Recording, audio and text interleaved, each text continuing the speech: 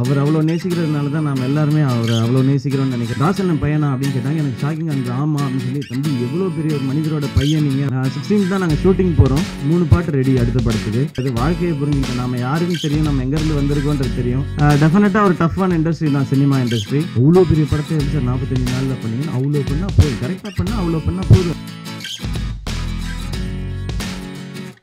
மேடையில் இருக்க பெரியவங்க எல்லாருக்கும் வந்திருக்கிற பத்திரிகை, தொலைக்காட்சி, இணையதள நண்பர்கள், ஸ்டில் ஃபோட்டோகிராஃபர்ஸ், கேமராமேன் எல்லாருக்கும் என்னுடைய வணக்கம். நிச்சயமாக நான் வந்ததுக்கு 2-3 காரணங்கள் இருக்குது. அதில் முதல் காரணம் நிச்சயமாக தம்பிராமையா அண்ணன் தான். ஆக்சுவலாக அவர் சித்தப்பான்னு கூப்பிடுவேன் நான். ஏன்னா நான் அண்ணன் கூப்பிட முடியாது அவர் வயசுக்கு. சித்தப்பா சித்தி அப்படி தான் கூப்பிட்டுட்டு இருந்தேன் அவங்கள மலேசியாவில் பார்க்கும்போது. 2-3 படம், கேடிபில்லா, கில்லாடுறங்கா, எதிர்நீச்சல், காக்கி சட்டை இதெல்லாம் நடிக்கிறது வந்து மிஸ் ஆகிடுச்சு. பட் அது வேலைக்காரனில் நடந்துடுச்சு. ஆக்சுவலாக அவரோட நடிக்கிற வாய்ப்பு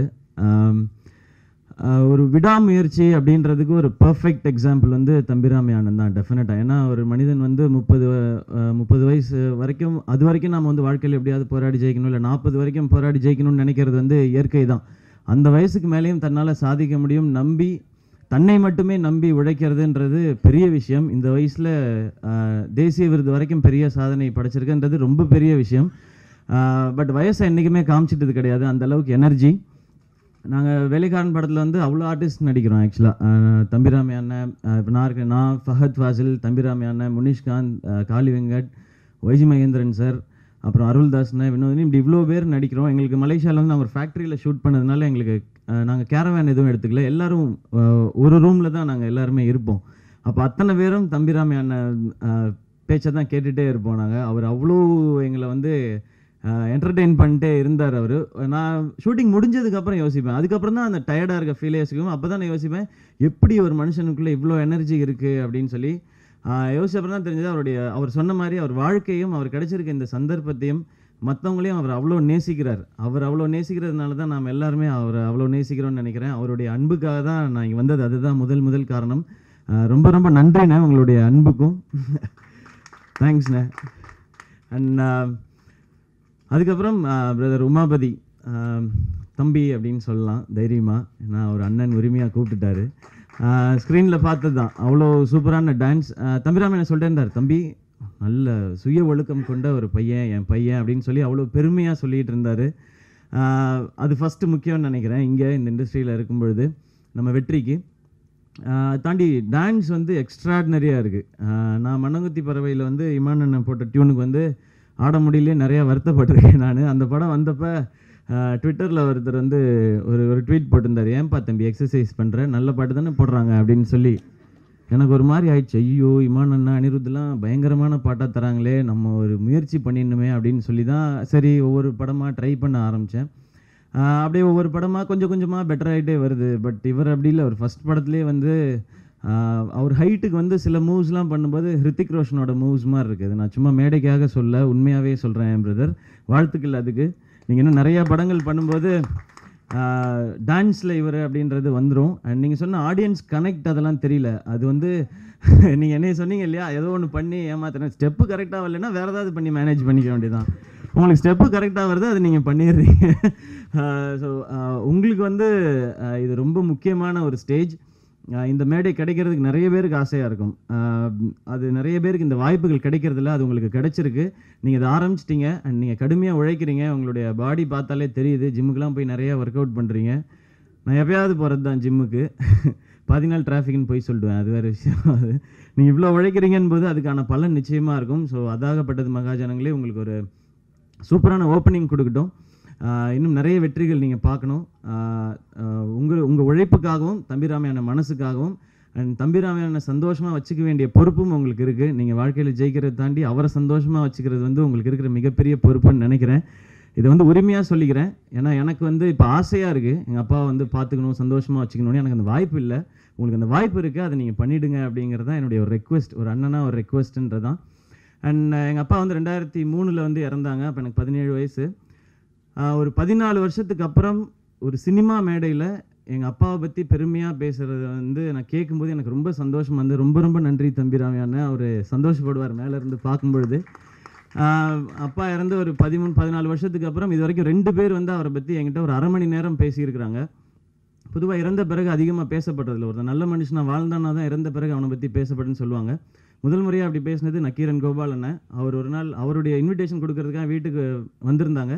அப்போ அவங்களுக்கு தெரியாது நான் வந்து சூப்பரன் தாஸ் அவங்களுடைய பையன் சொல்லி, பிரதர் வந்துருங்க கல்யாணத்துக்கு அப்படின்னு சொல்லிட்டு திரும்பி பார்க்கும்போது ஃபோட்டோ பார்த்து கேட்டாங்க, நீங்கள் வந்து தாசண்ணன் பையனா அப்படின்னு கேட்டாங்க. எனக்கு ஷாக்கிங்காக இருந்தது. ஆமாம் அப்படின்னு சொல்லி, தம்பி எவ்வளோ பெரிய ஒரு மனிதரோட பையன் நீங்கள் அப்படின்னு சொல்லும்போது எனக்கு அவ்வளோ சந்தோஷமாக இருந்தது. ஏன்னா அவ்வளோ பெரிய விஷயம். எங்கள் அப்பா அவ்வளோ சின்சியரான ஆஃபீஸர். பட் இதை நானே சொல்ல முடியாது, எங்கள் அப்பா சூப்பர் எங்கள் அப்பா சூப்பர்னு. எங்கள் அப்பா சூப்பர்னு கேட்கணும்னு நான் நிறைய ஆசைப்பட்டிருக்கேன். ஏன்னா என்னால் அப்பான்னு கூப்பிட தான் முடியல, இல்லை அவங்களுக்கு. ஸோ கேட்கணும்னு ஆசைப்பட்டிருக்கேன். அது வந்து நக்கீரன் கோபாலனுக்கு நன்றி. இனிமேல் தம்பிராமன் உங்களுக்கும் ஷூட்டிங் ஸ்பாட்டில் அவ்வளவு சொல்லியிருக்காங்க எங்கள் அப்பாவை பற்றி. அதுவும் ஒரு இன்ஸ்பிரேஷன். நம்மளும் ஒரு மாதிரி இருக்கணும், நம்ம போனதுக்கப்புறம் யாராவது 2 பேராவது நம்மளை பற்றி பேசணுன்றது ஒரு பெரிய இன்ஸ்பிரேஷன். தேங்க்யூ தம்பிராமன். அதுக்கும் இந்த மேடையை நான் அதுக்கு பயன்படுத்திக்கிறேன். ரொம்ப ரொம்ப நன்றி. அது வீடே சந்தோஷப்படும் இன்றைக்கி நீங்கள் சொன்னதை கேட்டு. அண்ட் அடுத்து இன்பானா, நாங்கள் விஜய் டிவியில் நிறையா ஒர்க் பண்ணியிருக்கோம் நாங்கள். ஸோ இப்போ விஜய் டிவிஸ்லேருந்து நிறையா டைரக்டர்ஸ் வர ஆரம்பிச்சிருக்காங்க. சேனல்ஸ்லேருந்து இனிமே நிறைய இயக்குநர்கள் வந்து சேனல்லேருந்து வர ஆரம்பிப்பாங்க. அதுக்கான காலகட்டம் ஆரம்பிச்சிருச்சுன்னு நினைக்கிறேன். ஸோ இப்போ ரம்யா சொன்ன மாதிரி ரங்கூனோட டைரக்டர், அடுத்து இப்போ இன்பான. ஸோ இந்த படம் உங்களுக்கு சக்ஸஸ்ஃபுல்லாக இருக்கணும்னு நாங்கள் எல்லாருமே 24 ஹவர்ஸ்லாம் வேலை செஞ்சுருக்கோம். எல்லாருமே 24x7 வேலை செஞ்சுருக்கோம், வீட்டுக்கெலாம் போகாமல் எல்லாருமே. ஸோ அவ்வளவு உழைப்பு பின்னாடி இருக்குது. அதுக்கான பலன் வந்து இப்போ ஸ்க்ரீனில் கிடைக்கும் தான். ஒவ்வொருத்தராக நம்பி உள்ளே வரோம். ஸ்க்ரீனில் இருக்க மக்களையும் நம்பி உங்களையும் நம்பி தான். ஸோ அந்த வெற்றி உங்களுக்கும் கிடைக்கட்டும் என்பானா. அண்ட் ப்ரொடியூசர் சார் உங்களுக்கும் என்னுடைய வாழ்த்துக்கள். அண்ட் என்டையர் டீமுக்கும் என்னோட விஷஸ். சாங் சூப்பராக இருந்தது. இமானனை சொல்லவே வேணாம். டெஃபினட்டாக என்னுடைய க்ரோத்துக்கு ஒரு மிகப்பெரிய காரணம் வந்து இமானுடைய பாடல்கள். இமான் அண்ணனும் இமானுடைய பாடல்களும். வெறுமனே பாட்டு போட்டு கொடுத்தோம் அப்படின்றது இல்லாமல் கரெக்டாக ஒரு நல்லதாக கொடுக்கணும், அது பண்ணணும் அப்படின்றது. அண்ட் அவரும் யுகபாரதி சாரும் ஒரு அமேசிங்கான காம்பினேஷன். அவங்க ஒரு எக்ஸ்ட்ராடினரி காம்பினேஷன். அவ்வளோ சிம்பிளான ஸ்வீட்டான பாடல்கள் கொடுப்பாங்க. அது எல்லாரும் எப்போ வேணால் யார் வேணால் பாடலாம், குழந்தைங்க உட்பட. இப்போ அடுத்து பொன்ராம் சாரோட படம் ஷூட் ஆரம்பிக்க போகிறோம். இமானோட சக்ஸஸ்க்கு மிகப்பெரிய காரணம் என்னென்னா டிலே பண்ணாமல் பாட்டை கொடுக்குறது அப்படின்றது தான். அவருக்காக எனக்கு தெரிஞ்சு எந்த ஷூட்டிங்கும் இது வரைக்கும் வெயிட் பண்ணியிருக்காது. ஐயோ இன்னும் இமான் பாட்டு வரல, நாங்கள் இன்னும் ஷூட் பண்ணலை அப்படின்னு சொல்லி வெயிட் பண்ணியிருக்காது. அதுக்கு பெரிய எக்ஸாம்பிள் என்னென்னா, இப்போ இந்த மாதம் 16 தான் நாங்கள் ஷூட்டிங் போகிறோம். 3 பாட்டு ரெடி அடுத்த படத்துக்கு. இன்னும் 2 பாட்டு தான் பேலன்ஸ் இருக்குது. அது ஆல்ரெடி கொடுத்துட்டார் அவர். அவ்வளவு சின்சியராகவும் அழகாகவும் ஏதோ ஒன்று போட்டு கொடுத்தோம் இல்லாமல் நல்ல பாடலாக கொடுக்கணுன்ற அந்த சிரத்தை தான் நினைக்கிறேன். அவர் சொன்ன மாதிரி என்ன மாதிரி நிறைய பேருக்கு வந்து அது பெரிய விசிட்டிங் கார்டாகவும் அட்ரஸாகவும் ஒரு பெரிய ஒரு ஹெட்டிங்காகவும் மாறி இருக்குது. ஸோ இமானனுக்கு வாழ்த்துக்கள் அண்ட் நன்றிகள்னு இது எந்த மேடையாக இருந்தாலும் நான் சொல்லி தான் ஆகணும் அது.